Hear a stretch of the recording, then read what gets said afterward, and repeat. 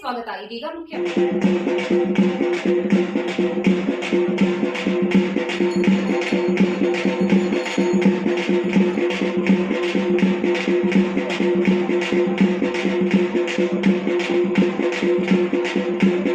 Packet ಕುಡಿದು ಸೀದಾ ಕೆರೆಯಲ್ಲಿ ಹಾಕಿ ಅಂತ ಹೇಳ್ತಾ ಇದ್ದಾರೆ. ದಯವಿಟ್ಟು ಒಂದು ಕಡೆ ಅಲ್ಲೆಲ್ಲಾದರೂ ಒಂದು ಕಡೆ ಬಿಸಾಕಿ. ದಯವಿಟ್ಟು ಮೊನ್ನೆ ತಾಲೂಕ್ ಪಂಚಾಯಿತಿಯಲ್ಲಿ ಶುದ್ಧವಾದಂಥ ನೀರು ಕುಡಿಬೇಕು, ಒಳ್ಳೆ ಗಾಳಿ ಸೇವನೆ ಮಾಡಬೇಕು, ನಾಳೆ ಭೂಮಿ ಫಲವತ್ತತೆ ಉಳಿಬೇಕು. ಇವೆಲ್ಲ ಕಾರಣಗಳಿಂದ ನಾವು ಹಲವಾರು ಕ್ರಮಗಳನ್ನು ತೆಗೆದುಕೊಳ್ತಾ ಇದ್ದೀವಿ. ಆದರೆ ಇದು ಕೆಲವರಿಗೆ ಕಷ್ಟ, ಇದು ನೋವು, ನಮಗೆ ತೊಂದರೆ ಕೊಡ್ತಾ ಇದ್ದಾರೆ ಅಂತಕ್ಕಂಥ ಭಾವನೆಯಲ್ಲಿದ್ದಾರೆ. ನಾವು ಇವತ್ತಿಗೆ ಬದುಕುವಂಥದ್ದಲ್ಲ. ನಾವು ಬದುಕ್ತೇವೆ, ಮುಂದಿನ ಪೀಳಿಗೆಯ ಬದುಕು ಬಗ್ಗೆನೂ ನಾವು ಯೋಚನೆ ಮಾಡಬೇಕು. ಇವತ್ತೇನು ಭಕ್ತರಳ್ಳಿ ಅರಸಿನಕೆರೆ ಬಾಗಿನ ಅರ್ಪಿಸಿದ್ದೀವಿ, ನಾನು ಮಾಡಿದ್ದಲ್ಲ, ಇನ್ನೊಬ್ಬರು ಮಾಡಿದ್ದಲ್ಲ.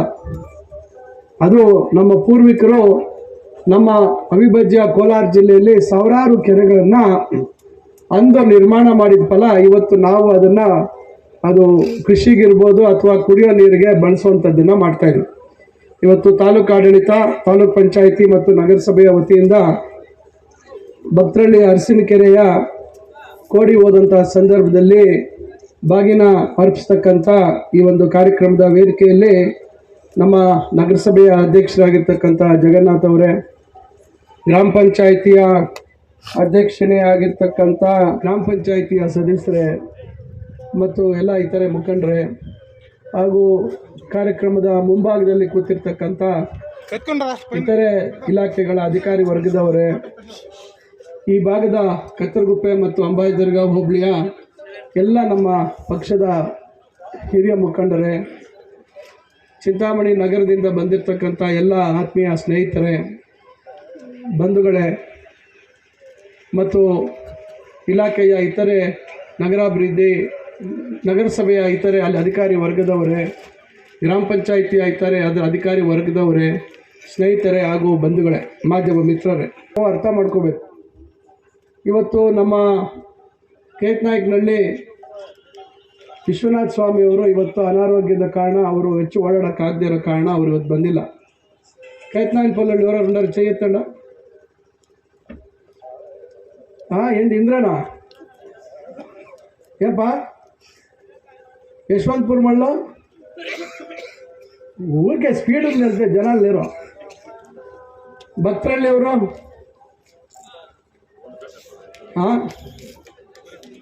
ಭಕ್ತರಪಲ್ಲಿ లేరు. ಈಗ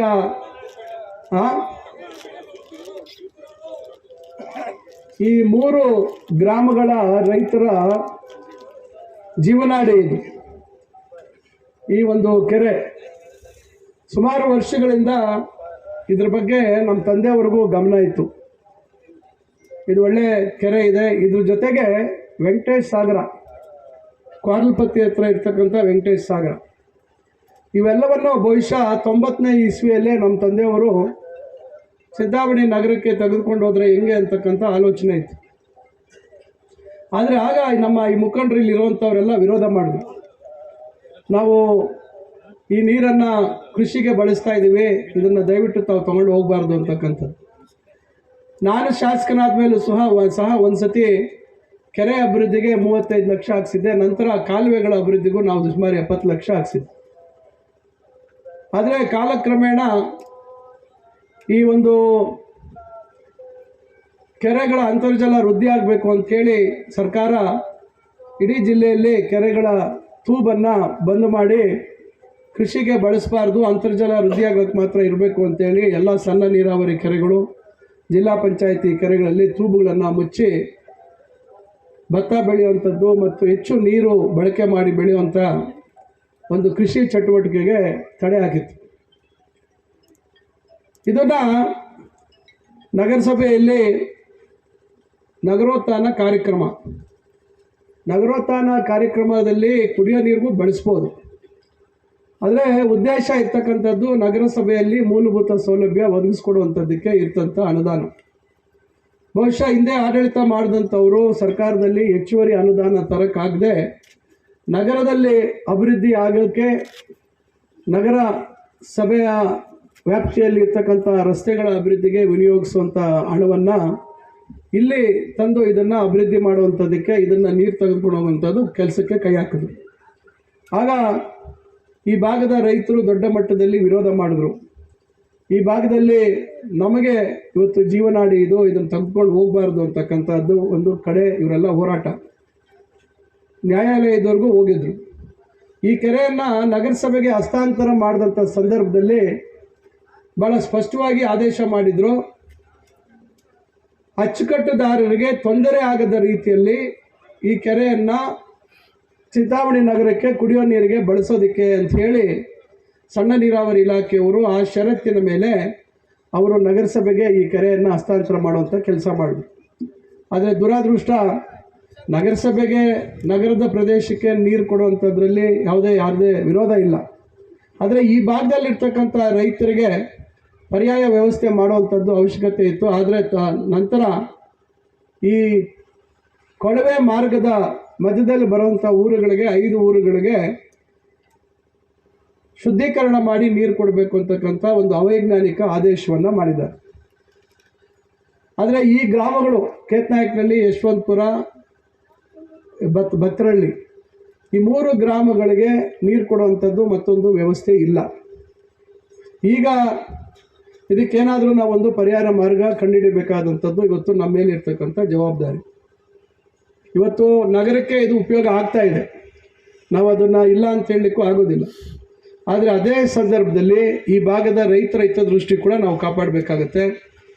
ನಾವು ಮುಂದೆ ಭವಿಷ್ಯದಲ್ಲಿ ಎತ್ತಿನ ಹೊಳೆ ನೀರು ನಮ್ಮ ಈ ಭಾಗಕ್ಕೆ ಬರತಕ್ಕಂಥ ಸಂದರ್ಭದಲ್ಲಿ ಆ ಎತ್ತಿನ ಹೊಳೆ ನೀರನ್ನು ಈ ಕೆರೆಗೂ ತುಂಬಿಸುವಂಥ ಒಂದು ಕಾರ್ಯಕ್ರಮ ಇದೆ. ನಾವು 237 ಕೋಟಿಯಲ್ಲಿ ಶಿಡ್ಲಘಟ್ಟದಿಂದ 45 ಕೆರೆ ಶಿಡ್ಲಘಟ್ಟದಲ್ಲಿ ತುಂಬಿಸಿ 119 ಕೆರೆ ಚಿಂತಾಮಣಿ ತಾಲೂಕಲ್ಲಿ, ವಿಶೇಷವಾಗಿ ಅಂಬಾಜಿದರ್ಗ ಹೋಬಳಿ, ಮುರುಗಮಲ್ಲ ಹೋಬಳಿ, ಮುಂಗಾನಹಳ್ಳಿ ಹೋಬಳಿ ಇಲ್ಲಿ ಕೆರೆಗಳಿಗೆ ತ್ಯಾಜ್ಯ ನೀರನ್ನು ಸಂಸ್ಕರಣೆ ಮಾಡಿರ್ತಕ್ಕಂಥ ನೀರನ್ನು ಅಂತರ್ಜಲ ವೃದ್ಧಿ ಮಾಡುವಂಥದ್ದಕ್ಕೆ, ಪದೇ ಪದೇ ಹೇಳ್ತಾ ಇದ್ದೀನಿ, ಅಂತರ್ಜಲ ವೃದ್ಧಿ ಮಾಡುವಂಥದ್ದಕ್ಕೆ ಯಾವುದೇ ನೇರವಾಗಿ ಕೃಷಿ ಚಟುವಟಿಕೆ ಅಥವಾ ಕುಡಿಯೋಕ್ಕೆ ಯೋಗ್ಯ ಇಲ್ಲದೇ ಇರತಕ್ಕಂಥ ಪರಿಸ್ಥಿತಿ, ನಾವು ಅದನ್ನು ಕೇವಲ ಅಂತರ್ಜಲ ವೃದ್ಧಿ ಮಾಡುವಂಥದ್ದಕ್ಕೆ ಈಗಾಗಲೇ KC ವ್ಯಾಲಿ ಮೊದಲನೇ ಹಂತದಲ್ಲಿ 6 ಕೆರೆ ಆಗಿದೆ, ಈಗ 2ನೇ ಹಂತದಲ್ಲಿ 50 ಕೆರೆ ಆಗ್ತಾಯಿದೆ. ಇದು ಸೇರಿದ್ರೆ ನೀವು ಲೆಕ್ಕ ಹಾಕಿ 119 ಒಂದು 50, 169 ಒಂದು 6, 175. ಇನ್ನು ಸಣ್ಣ ನೀರಾವರಿ ಇಲಾಖೆಯಲ್ಲಿ ಇನ್ನೊಂದು 16 ಕೆರೆ ತುಂಬಿಸ್ತಾ ಇದ್ದೀವಿ. 175 ಒಂದು 16, 181 ಕೆರೆಗಳು, 75 ಒಂದು 10, 85, 91, 191 ಕೆರೆಗಳು ಇವತ್ತು ಇಡೀ ನಮ್ಮ ತಾಲೂಕಿನಲ್ಲಿ ಅಂತರ್ಜಲ ವೃದ್ಧಿ ಮಾಡುವಂಥದ್ದಕ್ಕೆ ಇವತ್ತು ನಾವು ಅಭಿವೃದ್ಧಿ ಪಡಿಸ್ತಾ ಇರ್ತಕ್ಕಂಥದ್ದು. ಇದು ಕಣ್ಣಿಗೆ ಕಾಣ್ತಕ್ಕಂಥದ್ದು ಕೆಲವರಿಗೆ ಆಗ್ತಾ ಇಲ್ಲ. ಈಗ 237 ಕೋಟಿದು HN ವ್ಯಾಲಿ 3ನೇ ಹಂತದ್ದು ಕೂಡ ಮಾನ್ಯ ಮುಖ್ಯಮಂತ್ರಿಗಳು 20ನೇ ತಾರೀಕು ಶಿಡ್ಲಘಟ್ಟಕ್ಕೆ ಬಂದಂಥ ಸಂದರ್ಭದಲ್ಲಿ ನಾವು ಅದನ್ನು ಉದ್ಘಾಟನೆ ಮಾಡ್ತಕ್ಕಂಥ ಕಾರ್ಯಕ್ರಮ ಇಟ್ಕೊಂಡಿದ್ದೀವಿ. ತಾವೆಲ್ಲರೂ ಈ ಭಾಗದಲ್ಲಿರ್ತಕ್ಕಂಥ ನಮ್ಮ ಮುಖಂಡರು, ವಿಶೇಷವಾಗಿ ಚಿಂತಾಮಣಿ ತಾಲೂಕಿನಿಂದ ನಾವು ಹೆಚ್ಚಿನ ಜನ ಶಿಡ್ಲಘಟ್ಟಕ್ಕೆ ಕಾರ್ಯಕ್ರಮದಲ್ಲಿ ಭಾಗವಹಿಸಬೇಕಾಗುತ್ತೆ. ಇವೆಲ್ಲ ಕಾರ್ಯಕ್ರಮಗಳನ್ನು ನಾವು ಮಾಡುವಂಥದ್ರ ಜೊತೆಗೆ ಮೊನ್ನೆ 15 ದಿವಸದಿಂದ ವೃಷಭಾವತಿ ನೀರನ್ನು ಸಂಸ್ಕರಣೆ ಮಾಡಿ 3 ಹಂತಗಳಲ್ಲಿ ನೆಲಮಂಗಲ, ದೊಡ್ಡಬಳ್ಳಾಪುರ, ದೇವನಹಳ್ಳಿ ಈ ಭಾಗಗಳಿಗೆ ಹರಿಸುವಂಥ ಒಂದು ಕಾರ್ಯ ಪ್ರಾರಂಭ ಆಗಿದೆ. 1ನೇ ಮತ್ತು 2ನೇ ಹಂತದಲ್ಲಿ. 3ನೇ ಹಂತದಲ್ಲಿ ವೃಷಭಾವತಿ ನೀರನ್ನು ದೇವನಹಳ್ಳಿ ತಾಲೂಕು ಮತ್ತು ನಮ್ಮ ಚಿಕ್ಕಬಳ್ಳಾಪುರ ಜಿಲ್ಲೆಗೆ HN ವ್ಯಾಲಿಗೆ ಜೋಡಣೆಯಾಗಿ ಆ ವೃಷಭಾವತಿ ನೀರನ್ನು ತಂದಾಗ ಅದು ನಮ್ಮ ತಾಲೂಕಿಗೆ ಹೆಚ್ಚು ಬರುವಂಥ ಅವಕಾಶ ಇದೆ. ಶಿಡ್ಲಘಟ್ಟ ಮತ್ತು ಚಿಂತಾಮಣಿಗೆ ಅದು ನೀರು ಬರುವಂಥ ಅವಕಾಶಗಳು ಅಂದರೆ HN ವ್ಯಾಲಿ ಜೊತೆಗೆ ಅದು ಬರುವಂಥದ್ದು. ಯಾಕಂದರೆ ಕೆರೆಗಳು ನಾವು ಪೂರ್ತಿ ಪ್ರಮಾಣದಲ್ಲಿ ತುಂಬೋದಿಲ್ಲ, ಕೇವಲ ಅರ್ಧದಷ್ಟು ಮಾತ್ರ ತುಂಬ್ತೀವಿ. ಅಂತರ್ಜಲ ವೃದ್ಧಿ ಮಾಡಬೇಕಾದ್ರಿಂದ ಹೆಚ್ಚು ಕೆರೆಗಳನ್ನು ತುಂಬಿಸೋದು ಬೇಕಾದ್ರಿಂದ ಅಷ್ಟು ತುಂಬಿದ್ರೆ ಸಾಕು, ಭೂಮಿ ಅಂತರ್ಜಲ ವೃದ್ಧಿ ಆಗುವಂಥದ್ದು ಆಗುತ್ತೆ. ಇದ್ರ ಜೊತೆಯಲ್ಲಿ ಕುಶಾವತಿ ಏನು ನದಿ ಹರಿತದೆ ಕೋಟಗಲ್ಲಿಂದ ಮುಂದೆ ಹೋಗಿ ಚಿಲಕಲನೆರಪು ಹತ್ರ ಆ ಕಡೆ ಹೋಗುತ್ತೆ, ಮುಂಗಾನಹಳ್ಳಿ ಹೋಬಳಿಯನ್ನು ದಾಟಿ ಅಲ್ಲಿ ಸುಮಾರು 140 ಕೋಟಿಗಳ ಯೋಜನೆ ತಯಾರು ಮಾಡಿದ್ದೀವಿ. ಈಗಾಗಲೇ 90 ಕೋಟಿ ಮಂಜೂರಾಗಿದೆ. ಈಗಾಗಲೇ ಒಂದು ಹಂತದ ಟೆಂಡರ್ ಪ್ರಕ್ರಿಯೆ ಪೂರ್ಣ ಆಗ್ತಾ ಇದೆ, 41 ಕೋಟಿ. ಈಗ ಯಶವಂತಪುರದ ಹತ್ರ ಕೂಡ ಒಂದು ಚೆಕ್ ಡ್ಯಾಮ್ದು ಹಾಕಿದ್ವಿ, ಅದು ಪೆಂಡಿಂಗ್ ಇದೆ. ಅದು ನೆಕ್ಸ್ಟ್ ಅದನ್ನು ಟೆಂಡರ್ ಮಾಡ್ತೀವಿ.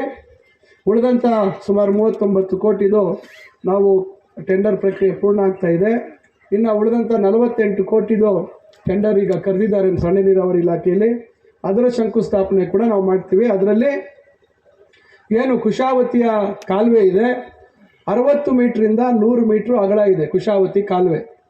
ಆ ಕುಶಾವತಿ ಕಾಲುವೆಯನ್ನು ಸಂಪೂರ್ಣವಾಗಿ ಹೂಳು ತೆಗೆಯುವಂಥದ್ದು, ಸುಮಾರು 2-3 ಮೀಟರ್ಗಿಂತ ಹೆಚ್ಚು ಹೂಳು ತೆಗೆಯುವಂಥದ್ದು, ಪೂರ್ತಿ ಪ್ರಮಾಣದಲ್ಲಿ ಎಷ್ಟು ವಿಸ್ತೀರ್ಣ ಇದೆ ಅಷ್ಟು ವಿಸ್ತೀರ್ಣದಲ್ಲಿ ಅಗಲ ಮಾಡುವಂಥದ್ದು, ಮತ್ತು ಎಲ್ಲೆಲ್ಲಿ ಚೆಕ್ ಡ್ಯಾಮ್ಗಳ ದೊಡ್ಡ ದೊಡ್ಡ ಮಟ್ಟದಲ್ಲಿ 2.5-3 ಕೋಟಿ ರು ವೆಚ್ಚದಲ್ಲಿ ಚೆಕ್ ಡ್ಯಾಮ್ಗಳನ್ನು, series of check dam 27 kilometre ಉದ್ದ ಇರ್ತಕ್ಕಂಥದ್ದನ್ನು ನಾವು ಅಂತರ್ಜಲ ವೃದ್ಧಿ ಮಾಡುವಂಥದ್ದಕ್ಕೆ ಈ ಒಂದು ಪ್ರಯತ್ನ ಮಾಡ್ತಾ ಇದ್ದೀವಿ. ಇನ್ನು 51 ಕೋಟಿ ಚಿಲ್ಲರೆ ಮಂಜೂರಾಗಬೇಕಿದೆ. ಸದ್ಯದಲ್ಲಿ ಅದಕ್ಕೆ ಮಂಜೂರಾತಿ ಕೊಡ್ತೀವಿ ಅಂತಕ್ಕಂಥ ಭರವಸೆಯನ್ನು ಸಣ್ಣ ನೀರಾವರಿ ಇಲಾಖೆ ಸಚಿವರು ನನಗೆ ಕೊಟ್ಟಿದ್ದಾರೆ. ಇದೆಲ್ಲ ನಾವು ಮಾಡ್ತಾ ಇರ್ತಕ್ಕಂಥದ್ದು ಸಾರ್ವಜನಿಕರ ದುಡ್ಡು. ನಾನು ಯಾವುದು ಮನೆಯಲ್ಲಿ ಪ್ರಿಂಟ್ ಮಾಡಿಲ್ಲ.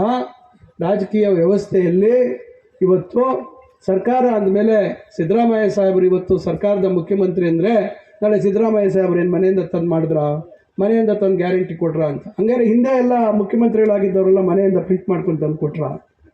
ಇವತ್ತು ಕೆಲವರಿಗೆ ವಿದ್ಯಾಭ್ಯಾಸದ ಕೊರತೆಯಿಂದ ಸಮಸ್ಯೆ ಏನಾಗಿದೆ, ಸಂವಿಧಾನದ ಬಗ್ಗೆ, ಒಂದು ಪ್ರಜಾಪ್ರಭುತ್ವದ ವ್ಯವಸ್ಥೆಯ ಬಗ್ಗೆ, ಈ ದೇಶದ ಆರ್ಥಿಕ ವ್ಯವಸ್ಥೆ ಯಾವ ರೀತಿ ನಡೀತದೆ. ಇವತ್ತು ಪ್ರಧಾನಮಂತ್ರಿ ಮೋದಿಯವರು ಏನಾದರೂ ಸ್ವಂತ ದುಡ್ಡು ಗುಜರಾತಿಂದ ಅವರೇ ಏನಾದರೂ ಉತ್ಪತ್ತಿ ಮಾಡ್ಕೊಂಡು ಹೋಗಿ ಇವತ್ತು PM ಪ್ರಧಾನಮಂತ್ರಿ ಇದು ಸ್ಕೀಮು ಈ ಸ್ಕೀಮ್ ಅಂತ ಹೇಳ್ತಾ ಇದ್ದಾರೆ.